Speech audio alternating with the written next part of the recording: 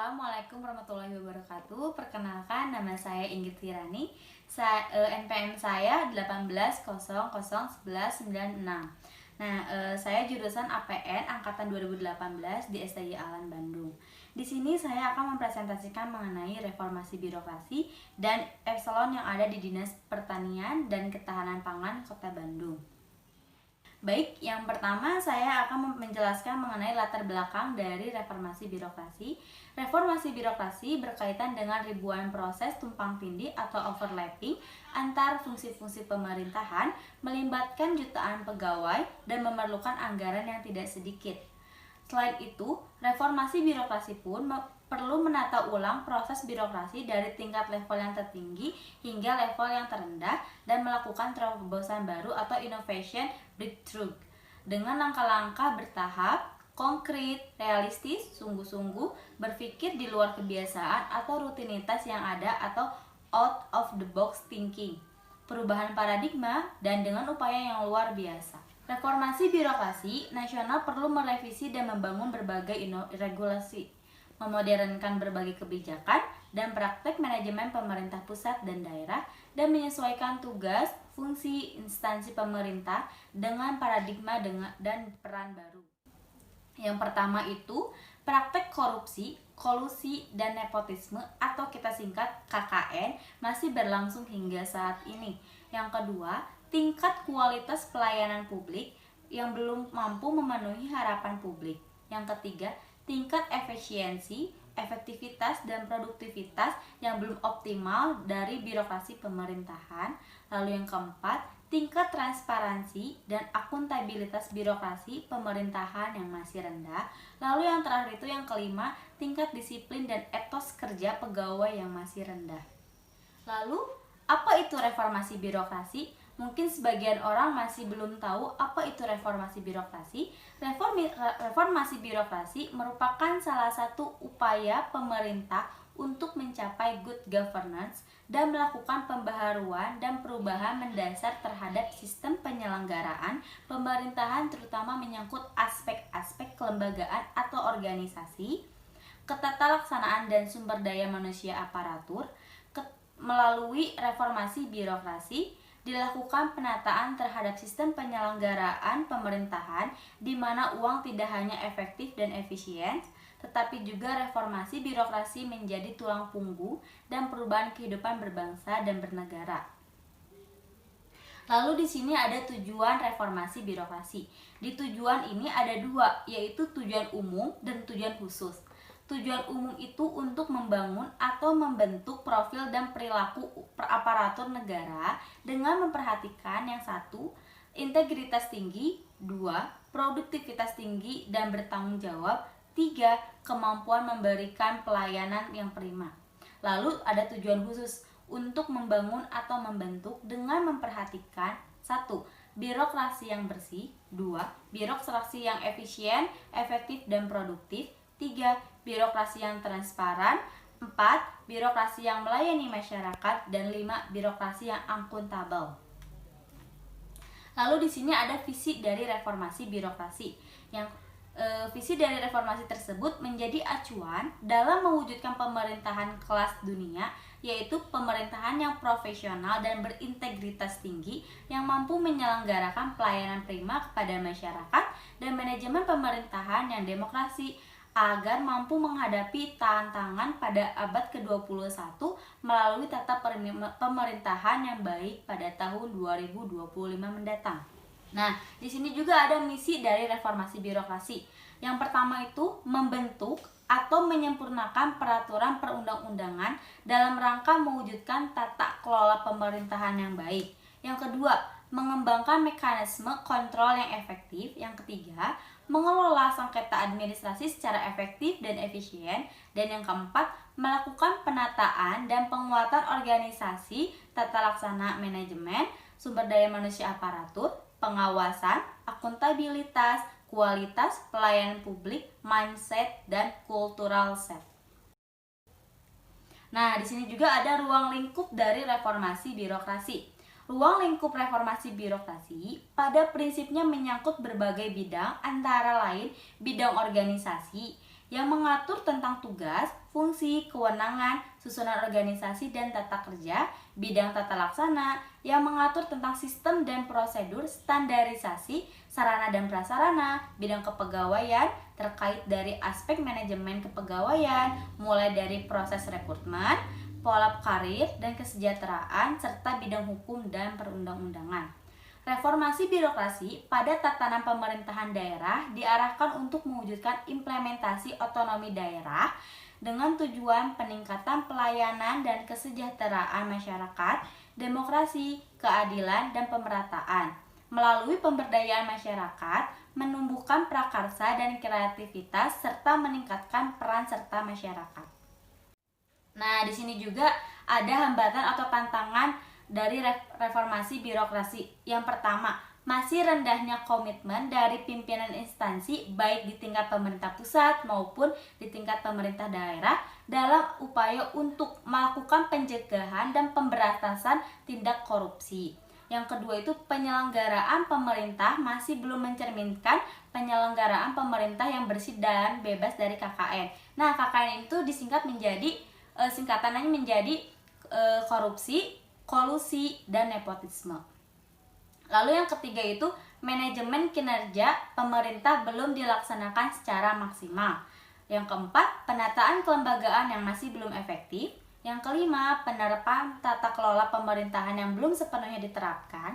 Yang keenam, manajemen sumber daya manusia yang belum berjalan dengan baik. 7. Inefisiensi anggaran atau rendahnya budaya kerja dalam melakukan efisiensi anggaran. Yang kedelapan, manajemen pelayanan publik yang kurang maksimal dan masih banyak praktek pungutan liar. Lalu di sini juga ada roadmap reformasi birokrasi. Dalam roadmap reformasi birokrasi tahun 2020 sampai 2024 ini, asas yang akan dikedepankan adalah fokus dan prioritas. Kenapa fokus dan prioritas? Karena fokus itu berarti bahwa upaya reformasi birokrasi akan dilakukan secara fokus pada akar masalah tata kelola pemerintahan. Sedangkan prioritas berarti setiap instansi akan memilih prioritas perbaikan tata kelola pemerintahan sesuai dengan karakteristik sumber daya dan tantangan yang dihadapi. Guna meningkatkan kualitas roadmap ini, terdapat setidaknya tiga hal yang perlu diperbaharui. Yang pertama itu, roadmap ini lebih menekankan hal-hal yang bersifat implementatif dibandingkan dengan formalitas. Yang kedua, program dan kegiatan didesain agar diimplementasikan sampai dengan unit kerja kementerian atau lembaga atau pemerintah daerah. Dan yang ketiga, analisis dilakukan secara lebih holistik, komprehensif, dan antisipatif sehingga didapatkan potret kemajuan, tantangan, dan permasalahan reformasi birokrasi yang lebih utuh. Di sini juga ada penguatan 5 tahun pertama tahun 2010 sampai 2014. Penguatan birokrasi pemerintah dalam rangka mewujudkan pemerintah yang bersih dan bebas KKN, kapasitas dan akuntabilitas kinerja birokrasi, dan meningkatkan kualitas pelayanan publik kepada masyarakat. Kita geser ke tahun 2015 dan sampai 2019. Implementasi hasil-hasil yang sudah dicapai pada 5 tahun pertama ini juga melanjutkan upaya yang belum dicapai pada 5 tahun pertama pada berbagai komponen strategis birokrasi pemerintah. Lalu yang terakhir itu di tahun 2020 sampai 2024 mendatang, peningkatan secara terus-menerus kapasitas birokrasi sebagai kelanjutan dari reformasi birokrasi pada 5 tahun kedua untuk mewujudkan pemerintahan kelas dunia. Nah, sekarang saya akan menjelaskan latar belakang atau sejarah dari Dinas Pertanian dan Ketahanan Pangan Kota Bandung. Nah, Dinas Pertanian dan Ketahanan Pangan Kota Bandung dibentuk pada tanggal 15 April tahun 2001 berdasarkan gabungan dari 3 dinas, yaitu Dinas Pertanian Tanaman Pangan, Dinas Peternakan dan Perikanan. Oleh karenanya, kewenangan Dinas Pertanian dan Ketahanan Kota Bandung meliputi kewenangan subsektor pertanian dan perikanan, peternakan, dan bidang perkebunan. Selanjutnya, pada tahun 2010, berdasarkan Perda nomor 13 tahun 2009, kembali bergabung bagian ketahanan pangan menjadi salah satu bidang di Dinas Pertanian, sehingga nama dinas berubah menjadi Dinas Pertanian dan Ketahanan Pangan Kota Bandung. Lalu pastinya di semua dinas itu mempunyai tugas dan fungsinya masing-masing. Nah, di sini ada tugas dan fungsi dari Dinas Pertanian dan Ketahanan Kota Bandung, yaitu 1. Perumusan kebijakan lingkup pangan dan pertanian. 2. Pelaksanaan kebijakan lingkup pangan dan pertanian. 3. Pelaksanaan evaluasi dan pelaporan lingkup pangan dan pertanian. 4. Pelaksanaan administrasi lingkup pangan dan pertanian. Dan yang terakhir 5, pelaksanaan fungsi lain yang diberikan oleh wali kota terkait dengan tugas dan fungsinya. Nah, lalu di sini ada struktur organisasi Dinas Pertanian dan Ketahanan Pangan Kota Bandung. Yang poin A itu ada kepala dinas. Yang poin B itu ada sekretariat yang membawahi 1. Subbagian umum dan kepegawaian, 2. Subbagian keuangan, dan 3. Subbagian program data dan informasi. Lalu kita ke poin C. Di poin C itu ada bidang ketahanan pangan yang membawahi 1. Seksi ketersediaan dan cadangan pangan, 2. Seksi distribusi pangan, 3. Seksi konsumsi dan penganekaragaman pangan. Lalu di poin D itu ada bidang keamanan pangan yang membawahi 1. Seksi pengawasan mutu dan keamanan pangan hasil tanaman pangan dan hortikultura, 2. Seksi pengawasan mutu dan keamanan pangan hasil peternakan, 3. Seksi pengawasan mutu dan keamanan pangan hasil perikanan. Lalu di poin E itu ada bidang tanaman pangan dan hortikultura yang membawahi 1. Seksi sarana dan prasarana tanaman, 2. Seksi produksi dan perlindungan tanaman, 3. Seksi pengolahan dan pemasaran hasil tanaman. Lalu di poin F itu ada bidang peternakan yang membawahi 1. Seksi sarana dan prasarana peternakan, 2. Seksi produktivitas dan kesehatan hewan, 3. Seksi pengolahan dan pemasaran hasil peternakan. Lalu di poin G ada bidang perikanan membawahi 1. Seksi sarana dan prasarana perikanan, 2. Seksi produksi dan kesehatan perikanan, 3. Seksi pengolahan dan pemasaran hasil perikanan. Lalu di poin H itu ada bidang pemberdayaan, penyuluhan, dan kerjasama yang membawahi 1. Seksi pemberdayaan masyarakat pangan dan pertanian, 2. Seksi penyuluhan, 3. Seksi kerjasama antar lembaga. Nah, ada juga di poin I itu ada UPT, dan di poin J itu ada jabatan pelaksana dan kelompok jabatan fungsional.